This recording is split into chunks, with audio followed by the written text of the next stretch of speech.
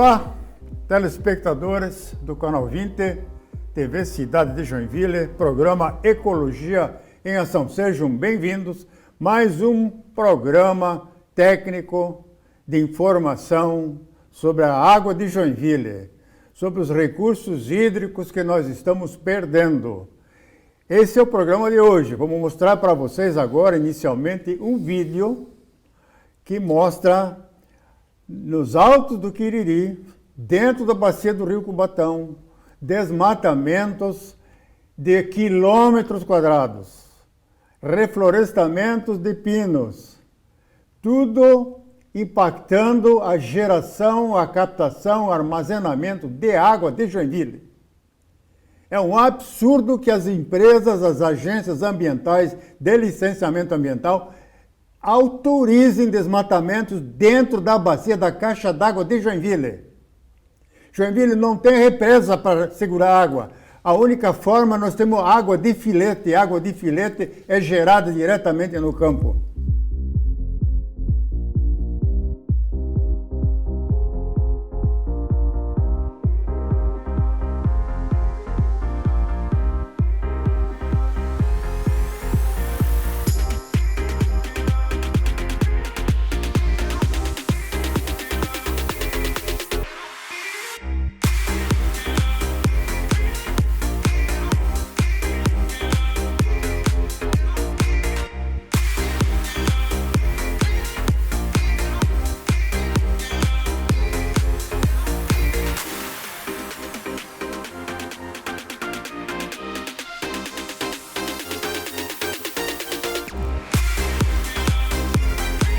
O tema é as reservas de água da região metropolitana de Joinville. Joinville vai se tornar região metropolitana em breve.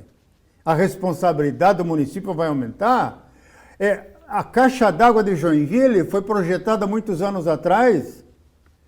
Poucas cidades do Brasil têm uma reserva de água de floresta como Joinville. Pouquíssimas cidades. Então nós somos privilegiados, só que nós estamos nos descuidando. Tem gente desmatando dentro da bacia de captação e os órgãos ambientais estão liberando. E nós temos uma APA, e hoje nós temos um representante, um conselheiro da APA que está conosco, que vai nos ajudar a esclarecer como é que nós vamos salvar a água de Joinville para uma cidade que está chegando nos 600, 700 mil habitantes. É uma responsabilidade muito grande. Então, vocês vejam só.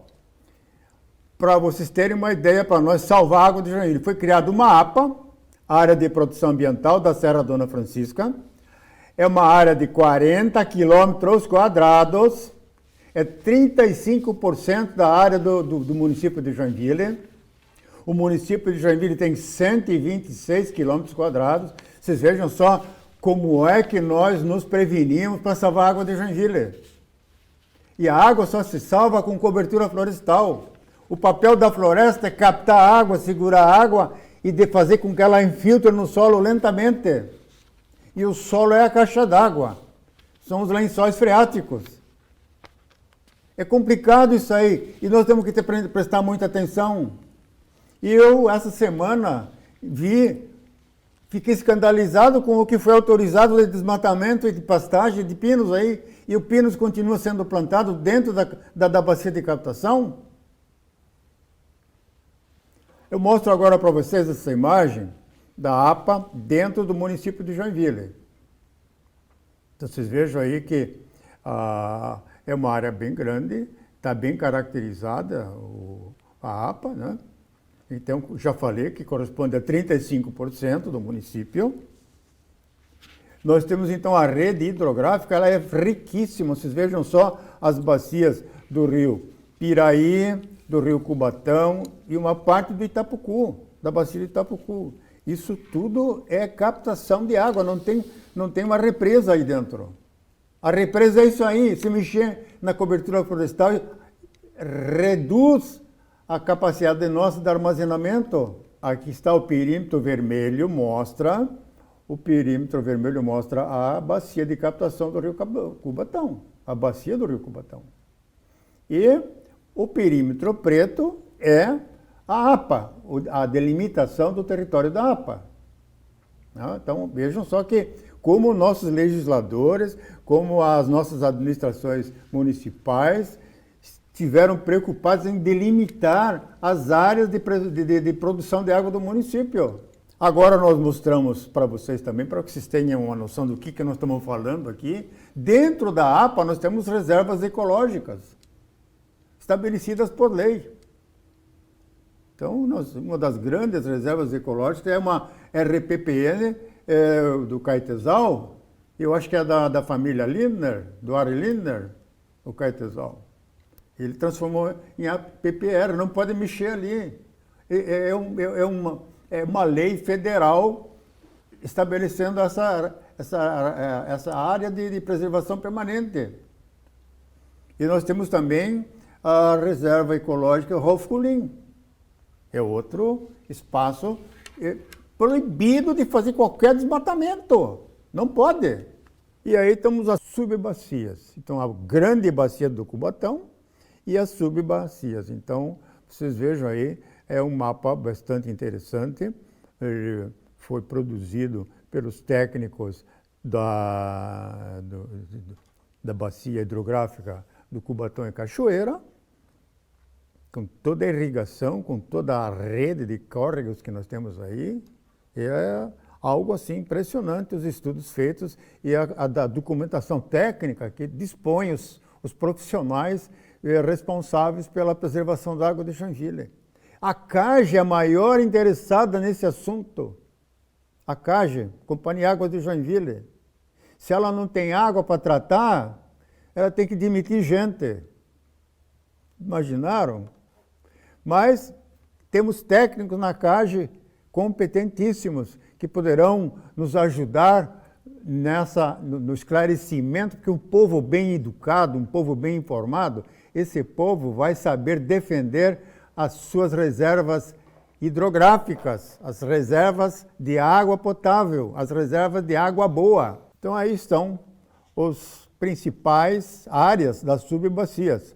A bacia do Piraí tem 43 quilômetros quadrados, o Piraí 1 tem 51, o Alto Cubatão tem 81 quilômetros quadrados, o Médio Cubatão 56, o Baixo Cubatão tem 57, o Campinas tem 37, e assim vai, gente. O Mutucas tem 13, o Quiriri tem 11 quilômetros quadrados, quase 12. O Rio do Braço tem 3, Piraberaba tem 2,1 e o Rio Seco tem 14. O Rio Seco é aquele que acompanha a SC que vai para Campo Alegre, a estrada que vai a Campo Alegre. Então, está bem explicado aí para vocês saberem da gravidade e da importância do tema que nós estamos tratando hoje aqui. Então, vocês vejam aí a APA entrando dentro da bacia do Itapucu. O perímetro preto é a bacia do rio Itapucu e o perímetro vermelho, ele engloba uma parte do Piraí e o resto que já mostramos anteriormente para vocês. Essa área é bem grande. Agora, a área dos imóveis reflorestados em Campo Alegre e Garuva são 6,6 quilômetros quadrados. É uma área muito grande, deve ser até mais. Eu fiz cálculos pelo Google Earth para chegar a essa conclusão, mas eu tenho a impressão que é muito mais a área plantada de pinos, que continua sendo plantada. Equivocadamente, o IBDF liberou um projeto florestal incentivado dentro da bacia de captação do Rio Cubatão. E existem mais desmatamentos que, recentemente, nós começamos a colocar nossa objetiva em cima. Começamos a nos aproximar pelo Google Earth para ver o que é que está acontecendo nessas regiões do Alto Quiriri, áreas de captação de água da chuva e reservas para a cidade, para a Grande Joinville. Então, Garuva e Campo Alegre são as áreas onde esses plantios de pinos estão acontecendo dentro da APA. Os problemas da bacia de captação do Rio Cubatão. E agora vou então conversar aqui com o Manuel Luiz Vicente. O Manuel, ele é presidente da Proágua, é uma ONG que estuda, que pensa, que está preocupado com a questão da água. Ele é o presidente, porque ele mora justamente lá na região do Quiriri, na Dona Francisca, e ele está diariamente sentindo os problemas que estão ocorrendo nessa região. E ele é um excelente representante, então, da Proágua, como já falei, e ele é conselheiro da APA, Área de Proteção Ambiental da Estrada Dona Francisca. Manuel, seja bem-vindo. Eu gostaria que você falasse um pouco do teu trabalho, da tua luta dentro do Conselho da APA, o que aconteceu nessa nossa última reunião. Eu tenho aqui um resumo da ata, eu gostaria então de te perguntar algumas coisas e você vai me responder. A primeira pergunta então é a interferência do plantio de pino nas nascentes do Rio Cubatão. Você tem noção disso aí? Tenho. Guetter, eu acompanho a APA Dona Francisca desde março de 97 na criação dela. Via decreto pelo então, aqui era o Luiz Henrique, que era o prefeito da cidade.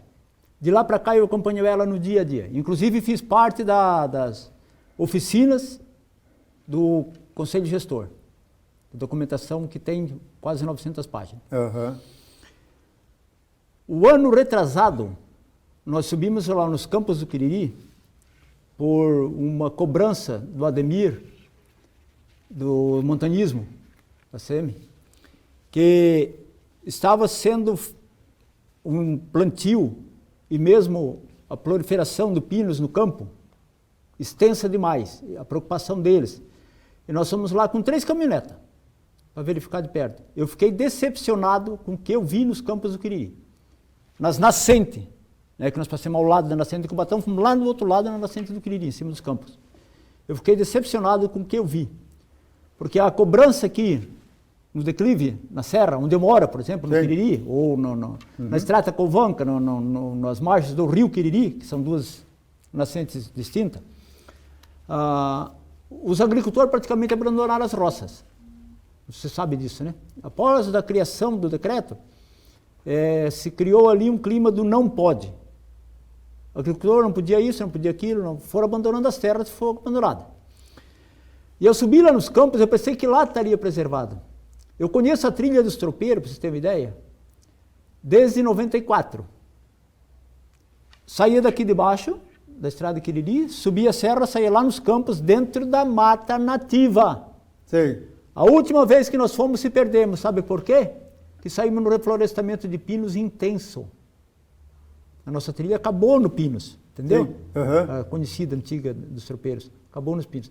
Então é decepcionante o que está acontecendo sim na região. E preocupante porque ele é uma árvore que aonde há um rolado na mata, qualquer deslizamento de terra, ele nasce sem ninguém plantar, não precisa plantar. Ele é agressivo. Ele é agressivo na disseminação dele, no crescimento dele. Né? Ele é invasor, ele entra dentro da Mata Atlântica. Entra dentro da Mata Atlântica. Isso está comprovado. Por que a exigência do Ademir? Porque eles andam na mata toda, nessa serra, Dona Francisca e outras.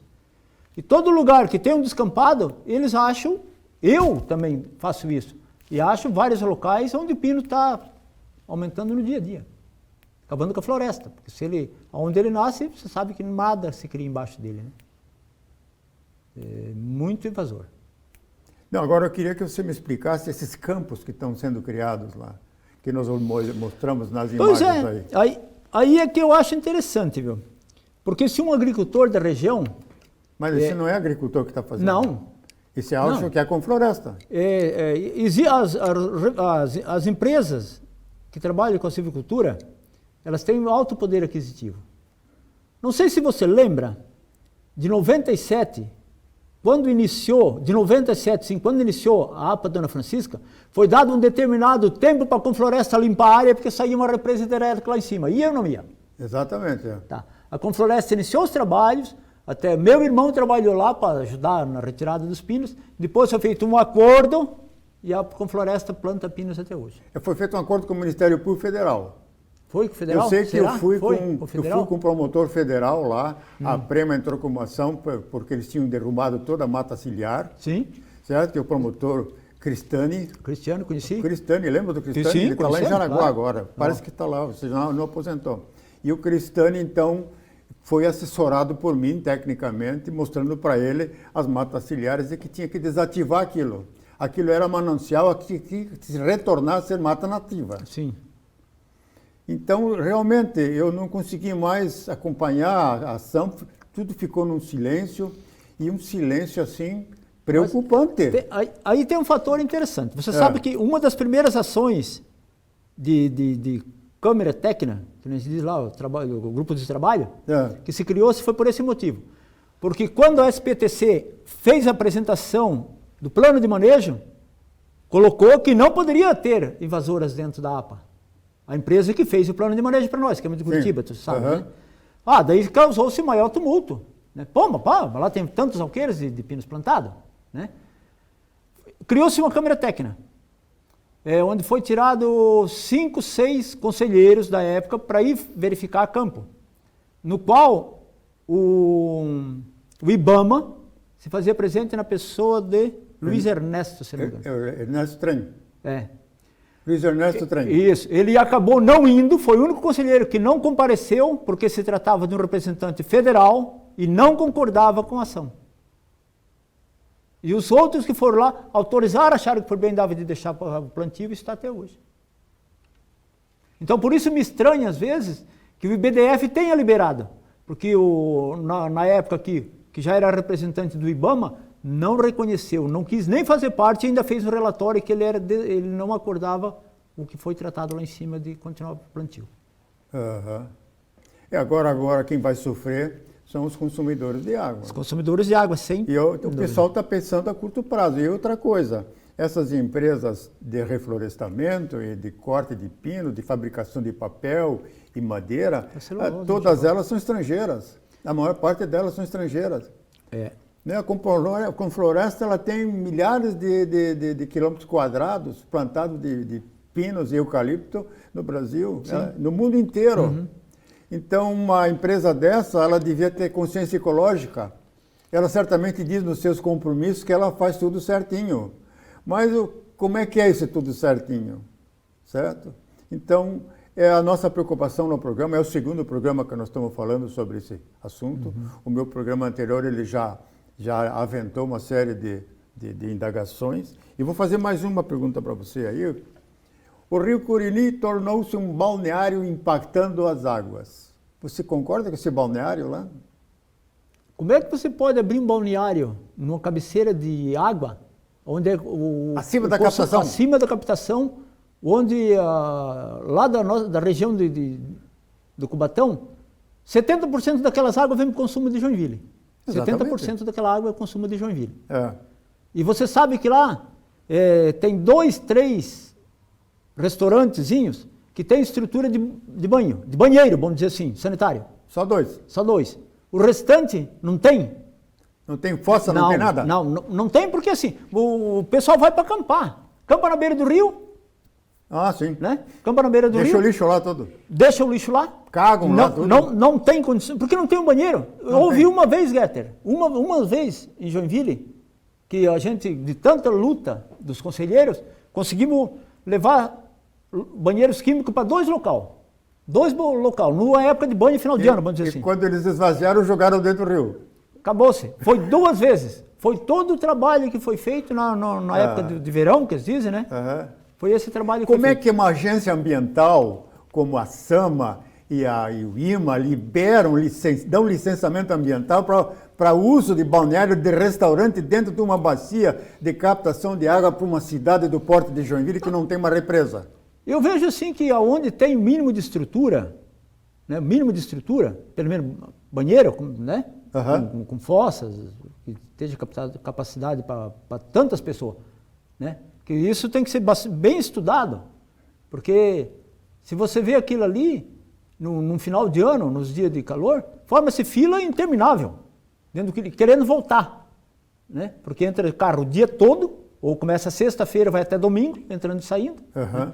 Então, eu mesmo fiz questionamento, em nome da Proágua, com a água de Joinville, por que muda a qualidade da água nesse final de ano.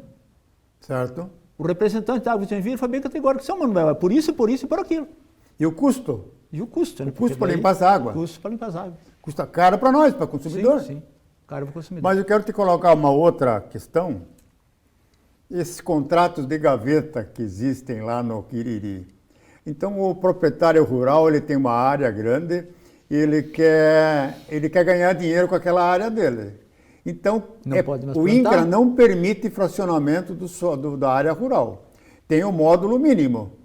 Eu não sei quantos hectares são. São 10 hectares? É um módulo rural, 20 mil metros. 20 mil metros? 20 mil metros. 20 mil metros são 2 hectares. 2 hectares. 10 mil metros quadrados é 1 hectare. Então seriam 2 hectares. Seria 100 por 200, módulo mínimo. 100 por 200, mais ou menos isso. É isso. Mas acontece que isso é caro, isso demanda de um projeto, e tem que ter um profissional da área com topografia, com todos os levantamentos, e é caro. Então o que o agricultor faz, o dono da terra? Ele faz um contrato de gaveta entre ele e o cara que compra o terreno e fica escondido aquele contrato para não pagar imposto, inclusive, e não contratar técnicos para gerenciar o correto uso do solo. Isso tem muito contrato de gaveta lá, né? Olha, quando se criou-se em 97, você já viu falar, existia a Vila Figueiredo. Vila Figueiredo existia dentro da APA. De lá para cá tem Vila Freileber, Vila da Covanca, Enes Vila. Você olha por cima, olha de longe, olha isso ali, tudo mato. Vai lá perto e pega uma estrada daquela para ver onde é que você vai dar. Está tudo dentro do mato? Tudo dentro do mato. Aonde tinha um proprietário tem 5, 6. Estou falando de razoável, áreas bastante pequenas, de 100 mil metros. Hoje tem 6 proprietários. Outra coisa assim que é bastante interessante, porque uma época se dizia que tinha que ter 70 metros de frente. Não existe uma fiscalização para isso?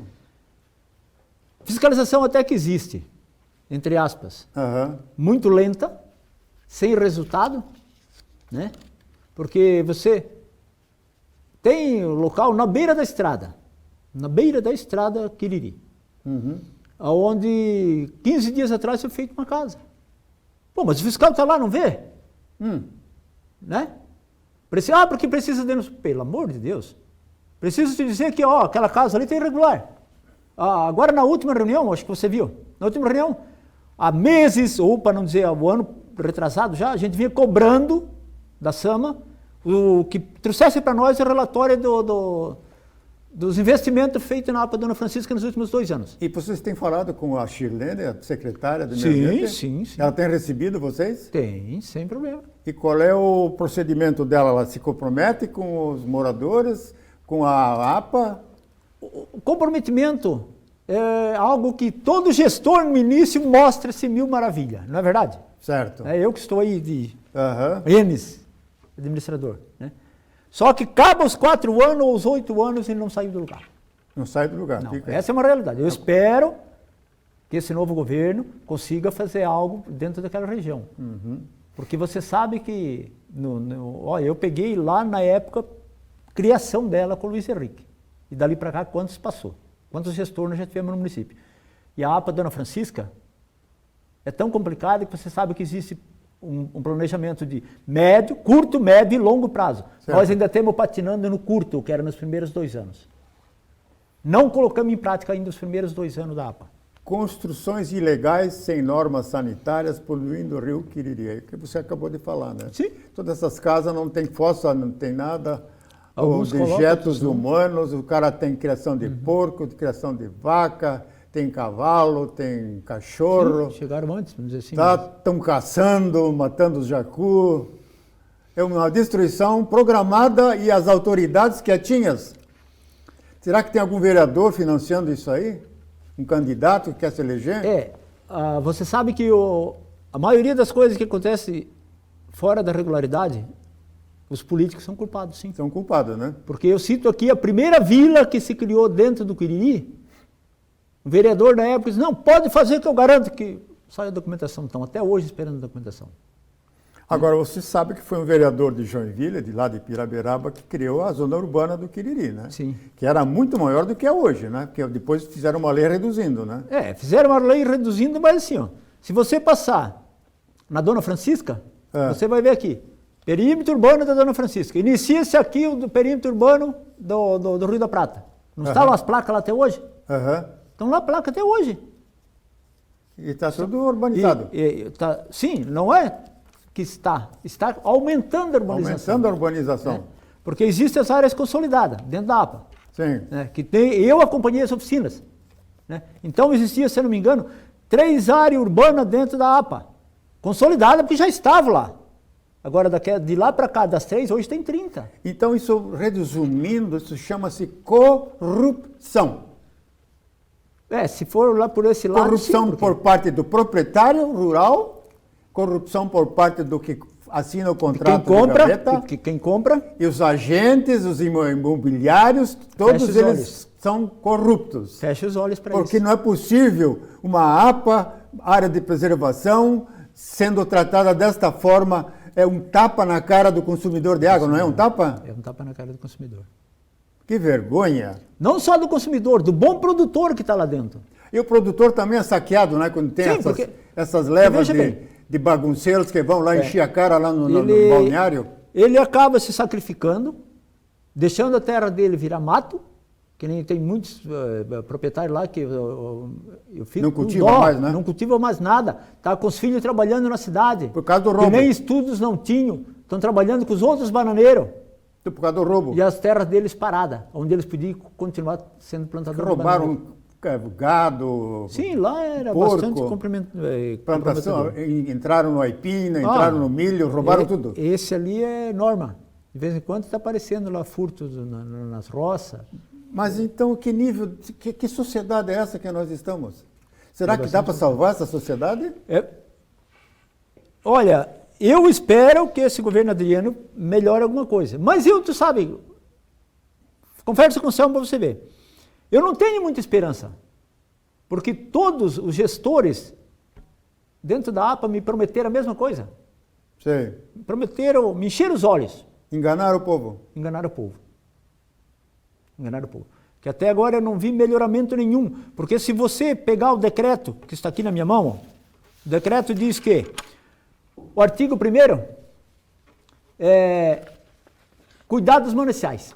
Para isso foi criada a APA Dona Francisca. Segundo, melhoramento de vida da população lá residente. Qual foi a melhora que aquela população teve? Eu pergunto para os gestores de hoje e para os que anteciparam esse. Qual foi a melhoria que teve a população lá dentro? 0. Mas, Manuel, infelizmente o nosso tempo acabou. Eu agradeço então a tua presença. Dá um recado aí na próxima reunião da APA, me convida que eu gostaria de fazer presença lá, certo? E aí vamos encerrando o Ecologia em Ação. Convido-os para o próximo programa que em breve tratará de assuntos tão importantes como esse. Você é o nosso convidado.